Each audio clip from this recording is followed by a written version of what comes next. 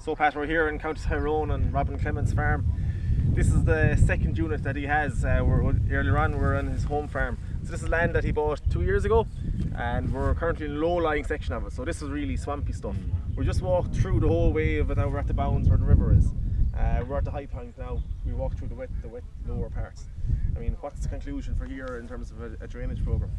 Yeah, certain sections or certain elements of it are fairly soft and spongy. As you get closer to the water course here, this strip along by the bank is quite good actually, and tends to be a bit of a fine line in terms of balancing between putting in a drainage system maybe to let water out in when the water courses are at a low level, but the same token you're creating an avenue for water to come back in when the water levels are up, and if the ground is going to be flooded and the levels are such that that's the case every winter. It's questionable whether you can do a whole lot to gain a lot of ground, or whether it's justifiable, I suppose, to spend a lot of money on ground that's going to be flooded anyway.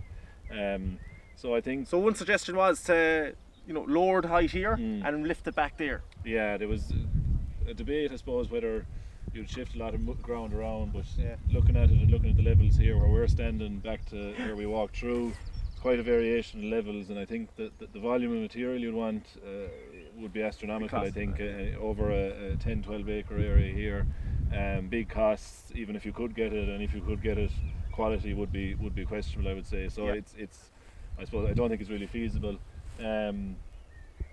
But then you're talking about targeting certain strips or certain sections and making a job of those, and then maybe in time picking off pieces piecemeal. Like effectively where we're standing here, there's probably 20 yards at this side of the river. If not more, yeah. That's free draining. So the suggestion is always to reclaim the first 30 yards. Reclaim this bit that doesn't really need any help, and then start grabbing bits and pieces as they come along. So that's going to be a shallow drainage system inside there then? It would be, yeah, because I mean, no matter what way you size it up, the levels are such that you can't get in only within 2 or 3 feet. And it will still flood, but the point is to get the water off fast. Yeah, once the water is in, at least it has a chance to come out quickly again. Excellent. Okay, very good.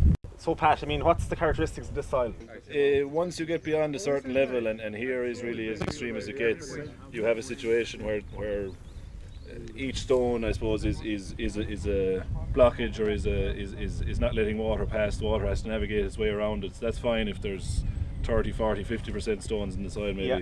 Once you're getting up to 70 or 80% here, gets to the point where water making its way directly down through the soil is finding it very difficult. It's a very arduous pathway for the water to make its way down. So you're saying it's kind of a dead end effectively. If it hits a stone, it has to move. Correct, yeah. And if there's another stone next to it, it can't go anywhere. So very, very dense network of stones. If you were to take out the stones, there's very little soil actual volume that's left over. So solutions for this place? Solutions, you're talking about putting in a network of shallow drains, and you're talking about something like the gravel mold plough to try and create channels for water to move off the top of the hill here.